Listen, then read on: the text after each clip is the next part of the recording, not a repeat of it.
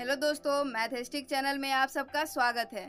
तो चलिए स्टार्ट करते हैं फर्स्ट चैप्टर क्लास 11th का एनसीईआरटी बुक से, जिसका नाम है सेट्स। तो इस वीडियो में हम लोग फर्स्ट एक्सरसाइज का इंट्रोडक्शन डिस्कस करेंगे। तो इस वीडियो को लास्ट तक देखिएगा और हमारे चैनल को लाइक, शेयर और सब्सक्राइब जरूर करिएगा। चलिए स्टार्ट करते हैं। What is set?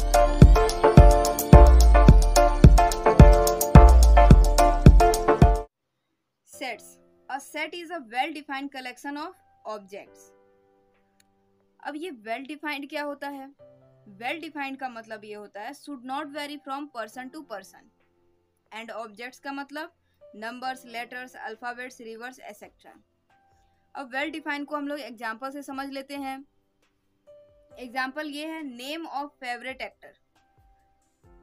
Name of favourite actor हम किसी दो पर्सन से पूछे। एक पर्सन का नाम श्याम है और दूसरे पर्सन का नाम राम है। श्याम से उनके फेवरेट एक्टर के बारे में पूछा गया तो वो बताए अमिताभ बच्चन, रणवीर कपूर और शाहिद कपूर इनके फेवरेट एक्टर हैं। एंड राम अपने फेवरेट एक्टर के नाम रणवीर सिंह, शाहरुख खान एंड विकी कौशल बताए। इसका मतलब ये हुआ कि ये favourite actor person to person change हो रहा है, तो ये सेट फॉर्म नहीं करेगा। तो सेट कौन फॉर्म करेगा, इसको हम अनदर एग्जाम्पल से समझ लेते हैं। The vowels in the English alphabets। अब ये श्याम और राम से पूछा गया तो श्याम का आंसर A-E-I-O-U रहा और राम का आंसर A-E-I-O-U रहा। इसका मतलब ये है कि जो इंग्लिश अल्फाबेट्स होते हैं उसमें वॉवेल्स A-E-I-O-U ही होते हैं, जो कि पर्सन टू पर्सन चेंज नहीं हो रहा है। इसका मतलब ये हुआ कि ये जो है एग्जाम्पल है the vowels in the English alphabets, ये सेट फॉर्म करेगा।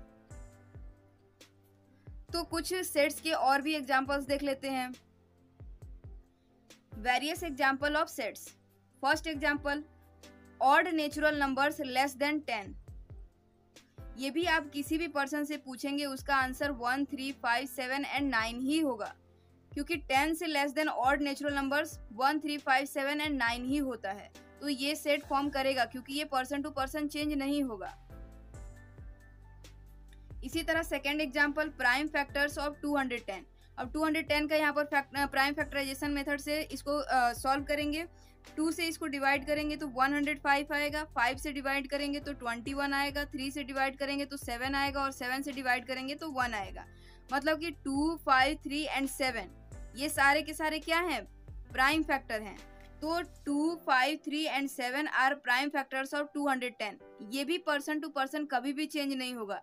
इसका मतलब ये हुआ कि ये सेट फॉर्म करेगा। इसी तरह जो collection of all days in a week है, ये भी पर्सन टू पर्सन कभी भी चेंज नहीं होगा, तो ये भी सेट फॉर्म करेगा। तो अब हम लोग few more examples of sets देख लेते हैं। जैसे कि नेचुरल नंबर के सेट जो होते हैं उनको हम लोग कैपिटल लेटर एन से रिप्रेजेंट करते हैं।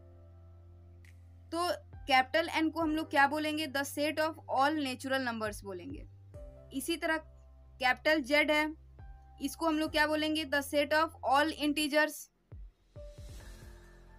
कैपिटल क्यू को the set of all rational numbers. Capital R को the set of real numbers. Capital Z plus the set of positive integers. Only capital Z को हम लोग क्या बोलेंगे? इंटीजर्स, जिसमें पॉजिटिव और निगेटिव दोनों नंबर्स आएंगे। बट यहाँ पर जेड पे प्लस साइन लगा दिया है, तो प्लस साइन का मतलब ये होता है कि इसमें सिर्फ पॉजिटिव इंटीजर ही आएंगे। उसी तरह क्यू प्लस में क्या होगा? The set of positive rational numbers. अगर आप सिर्फ क्यू लिख रहे हैं तो क्यू को क्या हम बोलेंगे? Set of all rational numbers. But जैसे ही हम लोग प्लस यहाँ पर साइन लगा देंगे, इसका मतलब ये होगा कि जितने भी पॉजिटिव रेशनल नंबर्स हैं वो सारे के सारे इसमें आएंगे, निगेटिव नंबर्स नहीं आएंगे इसमें। उसी तरह आर प्लस का मतलब यहाँ पर क्या हो जाएगा? The set of positive real numbers. Only capital R का मतलब होता है रियल नंबर, इसमें पॉजिटिव और निगेटिव दोनों आएंगे। बट जैसे ही यहाँ पर हम लोग आर पे प्लस साइन लगा देंगे, इसका मतलब ये हो जाएगा कि इसमें पॉजिटिव नंबर्स ही सिर्फ आ सकते हैं। Means that positive real numbers ही आएंगे आर प्लस में। तो इस सारे नोटेशन को आप लोग इसको लर्न कर लीजिएगा।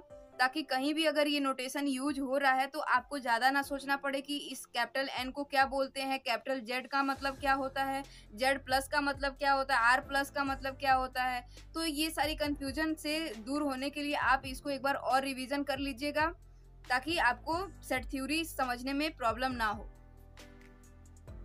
Representation of sets. सेट का रिप्रेजेंटेशन हम लोग कैसे करते हैं? Set are usually denoted by capital letters, capital A, capital B, capital C, capital X, capital Y, capital Z, etc. And the elements of a set are represented by small letters, small a, small b, small c, small x, small y, small z, etc. यानी जो भी set का representation हम लोग करेंगे उसको capital letter से करेंगे और उनके जो भी एलिमेंट्स, मेंबर्स या फिर ऑब्जेक्ट्स होंगे उनको हम लोग स्मॉल लेटर से रिप्रेजेंट करेंगे। इसको एग्जांपल से समझ लीजिए। The vowels in the English alphabets. Vowels क्या होते हैं? ए, ई, आई, ओ, यू। इस ए, ई, आई, ओ, यू को हम लोग क्या बोलेंगे? एलिमेंट्स, ऑब्जेक्ट्स, मेंबर्स, ये सारी चीजें बोलेंगे। आप या तो एलिमेंट्स बोलिए या फिर ऑब्जेक्ट बोलिए या फिर मेंबर बोलिए, इन तीनों में से कोई भी एक आप बोल सकते हैं। अब तीनों को एक साथ नहीं बोलना है, इन सारे को या फिर आप एलिमेंट्स बोलिए या फिर ऑब्जेक्ट्स बोलिए या फिर मेंबर बोलिए, ठीक है। अब हम लोग सिंबल के बारे में पढ़ लेते हैं। First belongs to and second not belongs to. Belongs to का मतलब क्या होता है? एक सेट ए लिए जिसमें 2, 4, 6, 8 मेंबर्स हैं। अब आपसे ये पूछा जाएगा कि क्या ये जो 2 है वो इस सेट में बिलोंग करता है कि नहीं करता है, मतलब कि ये जो 2 है वो इस सेट में है कि नहीं है। तो इसके लिए हम लोग एक ये ई के रिप्रेजेंटेशन वाला सिंबल लाए, इसको हम लोग एप्सिलॉन बोलते हैं जो कि एक ग्रीक सिंबल है और इसको हम लोग बिलोंग्स टू पढ़ेंगे। तो जब हम ये बोल रहे हैं कि 2 सेट ए में है तो इसको मैथमेटिकली कैसे रिप्रेजेंट करेंगे? तो इस तरह इस लेटर से रिप्रेजेंट करेंगे, मतलब एप्सिलॉन से। तो 2 बिलोंग्स टू ए होगा। इसी तरह जब नॉट बिलोंग्स टू लिखा हो तब हम लोग कैसे करेंगे? तो एक सेट ए लेंगे जिसमें 2, 4, 6, 8 एंड 10 मेंबर्स हैं। अगर आपसे कोई पूछे कि क्या 1 इस सेट में है तो आप इस सेट को देखें और बोले कि नहीं 1 इस सेट में नहीं है। तो 1 इस सेट में नहीं है का मैथमेटिकल रिप्रेजेंटेशन क्या होगा? ये एप्सिलॉन बना के इसको ऐसे कट कर दीजिए। इसका मतलब ये हुआ कि 1 नॉट बिलोंग्स टू ए। इसी तरह आपसे पूछा जाएगा कि क्या 5 इस सेट में है, तो आप यहाँ पर देखें और बोले कि 5 तो इस सेट में नहीं है। तो आप इसको मैथमेटिकली कैसे रिप्रेजेंट करेंगे? ऐसे एप्सिलॉन बना के इसको ऐसे कट कर दीजिए। तो क्या हो जाएगा? 5 not belongs to A. Clear हो गया आपको? अब हम लोग सेट्स के बारे में पढ़ लेते हैं। There are 2 method of representing a set. Set को रिप्रेजेंट करने के 2 मेथड होते हैं। एक होता है रोस्टर और टेबुलर फॉर्म, दूसरा होता है set builder form. Roster form और टेबुलर फॉर्म किसे कहते हैं उसको डिफिनीशन से समझ लेते हैं। We list all the members of the set within braces and separate them by commas. मतलब कि आप जो भी मेंबर लिखेंगे उसको कॉमा से सेपरेट करेंगे और करली ब्रेसेस में राइट कर देंगे। वो रोस्टर फॉर्म होता है या फिर आप उसको टेबुलर फॉर्म बोल सकते हैं। इसको हम लोग एग्जांपल से समझ लेते हैं। जैसे कि कोई सेट ए दिया हुआ है, ये सेट ए क्या है? Set of all factors of 24। 24 के जितने भी फैक्टर्स हैं उनका कलेक्शन है। अब 24 का कौन कौन से फैक्टर होते हैं? 1 होता है, 2, 3, 4, 6, 8, 12, 24। तो इन सारे एलिमेंट्स को हम लोग कॉमा से सेपरेट कर लेंगे और करली ब्रेसेस के अंदर राइट कर देंगे। तो ये रिप्रेजेंटेशन रोस्टर फॉर्म कहलाता है। अब सेकेंड बी सेट, ये मोस्ट इंपॉर्टेंट एग्जांपल है। बी क्या है? Set of all letters in the word mathematics. Mathematics में एम को देखिए यहाँ पर क्या हुआ है? 2 बार रिपीट किया है, ए भी 2 बार रिपीट किया है, टी भी 2 बार रिपीट किया है। तो जो सेट होता है उसमें हम लोग कभी भी रिपीटेड एलिमेंट को नहीं रखते हैं। मतलब कैसे? यहाँ समझिए, यहाँ m क्या है, 2 टाइम्स है, तो m को सेट में सिर्फ 1 टाइम्स राइट करेंगे। a यहाँ पर 2 टाइम्स है, a को यहाँ पर 1 टाइम्स राइट करेंगे। t भी यहाँ पर 2 टाइम्स है, 1 टाइम राइट करेंगे यहाँ पर। h 1 टाइम्स है, e भी 1 टाइम्स है, i भी 1 टाइम्स है, c और s भी 1 टाइम्स है। इन सारे को कॉमा से सेपरेट करके कर्ली ब्रेसेस में राइट कर देंगे, तो ये आपका हो जाएगा रोस्टर फॉर्म। अब सेट बिल्डर फॉर्म क्या होता है? रोस्टर फॉर्म तो हम लोग अच्छे से समझ लिए, सेट बिल्डर फॉर्म को देख लेते हैं। सेट बिल्डर फॉर्म को हम लोग डिफिनीशन से समझ लेते हैं। वी लिस्ट द प्रॉपर्टी और properties satisfied by all the elements of the set. We write this, which is read as। अब इस रिप्रेजेंटेशन को हम लोग रीड कैसे करेंगे, वो चीज यहाँ पे लिखा गया है। The set of all those x such that each x has properties p। मतलब ऐसा x जो p की प्रॉपर्टी को क्या करता हो, सेटिस्फाइड करता हो, वही इस सेट में आ सकता है। अब इसको आप लोग एग्जाम्पल से समझ लीजिए, अगर नहीं अच्छे से समझ में आया हो तो। Example, a is equal to 4, 5, 6, 7, 8 and 9। ये सारे के सारे एलिमेंट्स जो हैं वो रोस्टर फॉर्म में लिखे हुए हैं, मतलब कि ये कॉमा से सेपरेट हैं और कर्ली ब्रेसेस के में लिखे गए हैं, तो ये रोस्टर फॉर्म हो गया। अब इस नंबर्स को देख करके हम ये पता लगाएंगे कि ये सारे के सारे नंबर्स कौन से हैं, तो ये सारे के सारे नेचुरल नंबर्स हैं। ये जब पता चल गया तो हम लोग ये चेक करेंगे कि ये किसके बीच में लाई कर रहा है।